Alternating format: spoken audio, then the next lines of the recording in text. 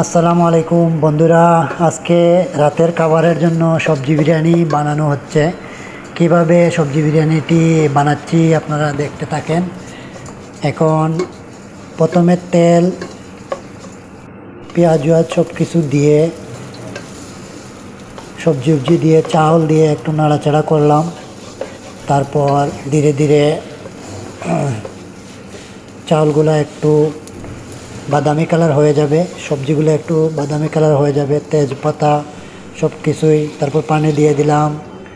পানি দেওয়ার পরে আবার নাড়তে থাকলাম। নাড়তে নাড়তে একটু নাড়াচাড়া করলাম। নাড়াচাড়া করার পর দেখা যাবে একটু হলুদ কালার হয়ে গেল।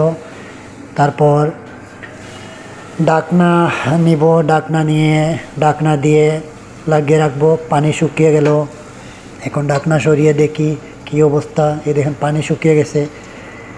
এখন একটা বিরিয়ানির ফ্লেভার আসতেছে, সেই স্বাদ খেয়ে নিব একটু পরে। আপনাদেরও দাওয়াত রইল।